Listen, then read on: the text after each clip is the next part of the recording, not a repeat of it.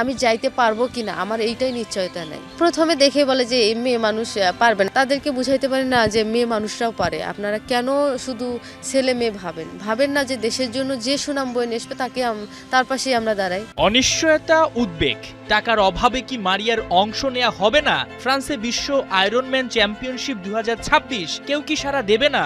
শনিবার ট্রায়াথলেট মারিয়াকে নিয়ে এমন সংবাদ প্রকাশ করে 71 খেলাযোগ, যা মুহূর্তেই ছড়িয়ে পড়ে সোশ্যাল মিডিয়ায়।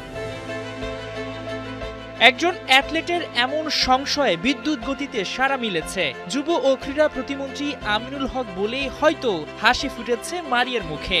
জাতীয় ক্রীড়া পরিষদের তরফ থেকে মিলেছে 5 লাখ টাকার আর্থিক সহায়তা, মিলেছে স্পন্সরও। আমরা বিশ্বাস করি এই মারিয়াকে দেখে বাংলাদেশের যারা প্রত্যন্ত অঞ্চলে যারা সাহসী নারী রয়েছে তাদেরকে এগিয়ে নিয়ে যাওয়ার জন্য আমরা সব সময় মারিয়াদের পাশে রয়েছে এবং সবসময় আমরা থাকবো ইনশাআল্লাহ।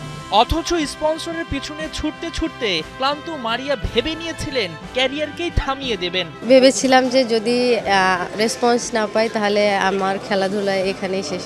তো শেষ বলে কোনো কথা নেই, সেটারই প্রমাণ আমি আবারও পাইলাম। এই জন্য আমাদের মাননীয় প্রধানমন্ত্রী এবং আমাদের ক্রীড়া প্রতিমন্ত্রী স্যারকে অনেক অনেক ধন্যবাদ এবং কৃতজ্ঞতা যে আমার পাশে এত দ্রুত আমার পাশে আসবে এটা আমি কখনো কল্পনাই করতে পারিনি ভাই। একে হচ্ছে আপনি মেয়ে মানুষ এবং গেমটা হচ্ছে ইন্ডিভিজুয়াল, সো চ্যালেঞ্জ কিন্তু ডাবল ছিল।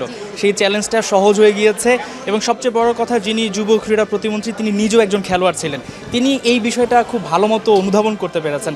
আপনার সঙ্গে তার যখন প্রথম দেখা হয় তিনি আসলে কি বলেছিলেন, কি সাহস দিয়েছিলেন? উনি বলছে যে তুমি চিন্তা করো না, তুমি ভালোভাবে খেলাধুলা করো, আমরা তোমার পাশে আছি। এই যে আমাকে যখন বলছে যে আমার আর্থিক আমাকে হেল্প করবে বা আমাকে আর স্পন্সরে দাঁড়িয়ে দাঁড়িয়ে ঘুরতে হবে না, বা হচ্ছে আমাকে খেলার আগের মুহূর্ত যে টেনশন ফিল হয় সেটা আমাকে করতে হবে না, আমি এখন টেনশন মুক্তই আমি অংশগ্রহণ করতে পারবো এবং আমি আমার সর্বোচ্চটা দেওয়ার এখন সুযোগ পাবো।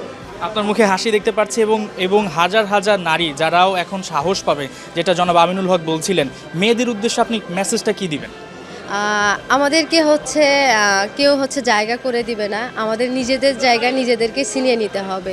আমরা কথা বলবো না, আমাদের কর্ম দিয়েই আমরা আমাদের জায়গা আমরা ছিনিয়ে নিব। বিশ্বের সবচেয়ে কঠিন এক প্রতিযোগিতা আয়রনম্যান। সেপ্টেম্বরে ফ্রান্সে বিশ্ব চ্যাম্পিয়নশিপ, যেখানে বাংলাদেশের একমাত্র প্রতিনিধি হয়ে লড়বেন মারিয়া।